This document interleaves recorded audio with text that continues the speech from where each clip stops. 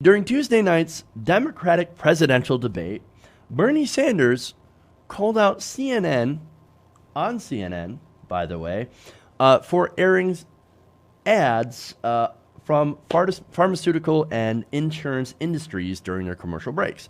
So now this is not something that generally you think about. You watch the debate. Oh, we're going to take a commercial break. We're going to go to the sponsors, whatever. But when you think about it, it's kind of messed up that they're taking commercials from sponsors. So now, here's what Sanders said after he accused moderator Jake Tapper of using Republican talking points against Medicare for All, of which, of course, the night was full of. He said, quote, "By the way, the healthcare industry will be advertising tonight in this program. They will be advertising tonight with that talking point." And, of course, it's a talking point about, oh, well, middle class, they're going to see their taxes go up under your Medicare for All plan. So I'll address that. I'll break that down. But first, let's go to the other talking points that we've heard all throughout the night from opponents of Medicare for All. You had John Hickenlooper, Delaney, you had Tim Ryan. So you had all of those people who are against the single-payer system who may or may not have taken a lot of money in legalized bribes from the healthcare industry. Now, so let's go to the cost, right? So I've talked about this before, but again, they continue to use this talking point that it's going to cost over $30 trillion in the next 10 years. $30 trillion to switch to a Medicare for All system. Do you realize it's actually a lot close to what our system actually costs right now? And, by the way, it's expected to go up to about $50 trillion over the next 10 years. So very slowly, and in, for example, 2030 or 2032, it will be around somewhere around $50 trillion. That's not Medicare for All. That's our current system. So now they did studies on this, right? And they found that Medicare for All, at the most conservative study, would save $2 trillion over our current system over the next 10 years. And that's not counting that gigantic amount of growth that is supposed to happen over the next 10 years or any sort of changes to our healthcare system. So that's a lot of savings. And again, that context is always missing from people like John Delaney, Hickenlooper, Tapper even. So you can tell a lot of the questions from these CNN moderators are obviously from right-wing talking points. So Bernie Sanders is correct in calling out those talking points. Now, I would show you video of Bernie Sanders talking about that, but there have been a lot of issues with YouTubers having these video clips taken down for copyright issues. And so that's one of the other problems, of course, with trying to or having a debate on corporate television. So anyway, let's move on to the next talking point, right? Is that 180 million people are going to lose their health insurance, right, under a Medicare for All system. Well, that's not true. We've talked about that as well. Yes, private insurance will no longer be able to cover what Medicare for All covers. So private insurance will go away. So, oh my God, in essence, you will be losing your private insurance, but wait a minute, your insurance will be replaced by something that is far superior. It's literally the Cadillac plan. That's what you're getting, only with no copays, premiums, or deductibles. So you're not losing your health insurance, and I think a lot of people think they're going to lose their doctor instead, but that's not true either. In fact, you will keep your same doctor, and you will no longer have the surprise billing from if your doctor is in your network or out of network, because people have had those costs as well.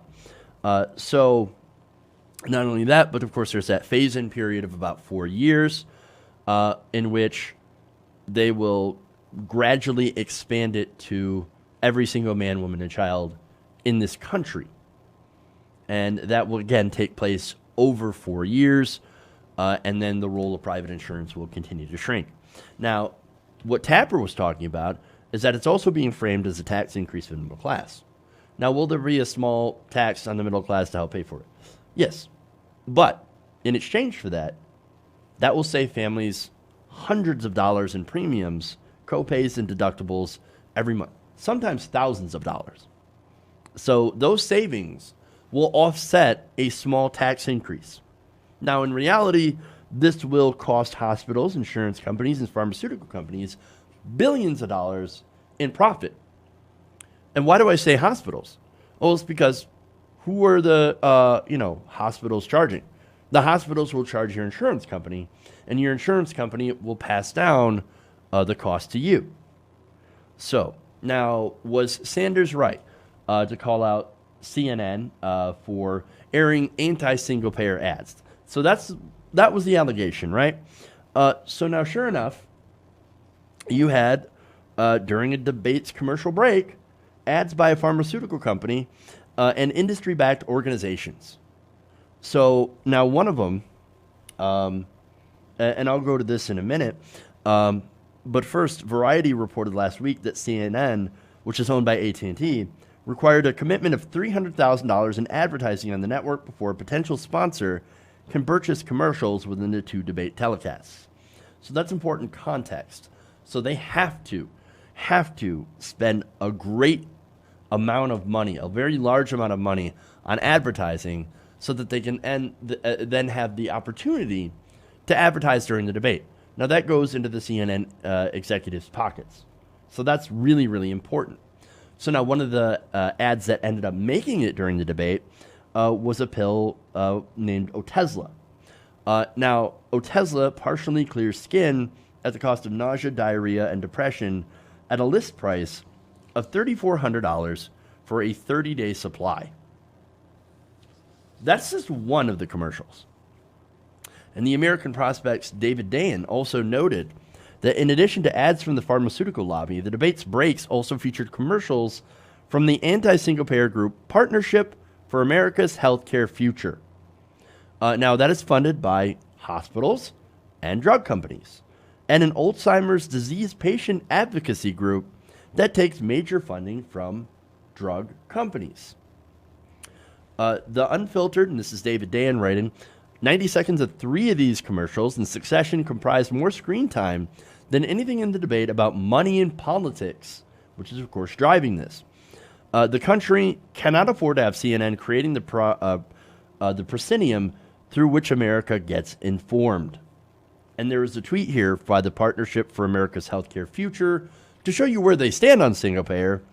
Quote, the politicians may call it Medicare for All, Medicare buy-in, or the public option, but all it means is the same thing. Higher taxes for worse care. That is who is advertising on CNN during a debate of which they talk about healthcare. Is it any wonder why CNN's Jake Tapper is using Republican talking points in order to trash Medicare for All? Now, Warren Gunnels, and this is Sanders' staff director, he tweeted this out as well. Quote, CNN just aired this ridiculous TV ad paid for by the big health insurance and drug companies that make massive profits by denying Americans care. If Medicare for All was on trial, the entire corporate media would have to recuse itself for a huge conflict of interest. And Gunnels, of course, is absolutely correct. Corporate media has a conflict of interest because of the ads.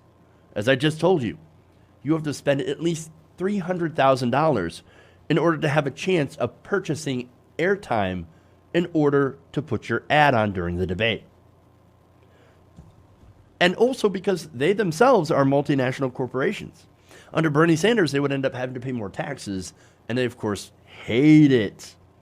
Now, the other thing that bothers me, that almost no one talks about, by the way, and I want to give a big shout out to Humanist Report for kind of pointing us and making me think about this by saying something similar. These debates not only have commercials, right? So they're monetizing these political debates, but they're also nearly inaccessible to people who do not have, for example, cable television, right? Or the internet.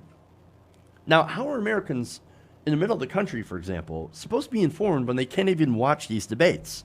Why are they not on public television for everyone to see without ads or sponsors? I mean, isn't it crazy that you have a debate that is sponsored by corporations? Complete and utter insanity. And to corporate media, this is like the Super Bowl. This is like some sort of sporting event where they can make money off of. And so this is just one consequence of having corporate control over a political process. And it only serves to enrich the corporations and, as you can see, push pro-corporate talking points. It's gross.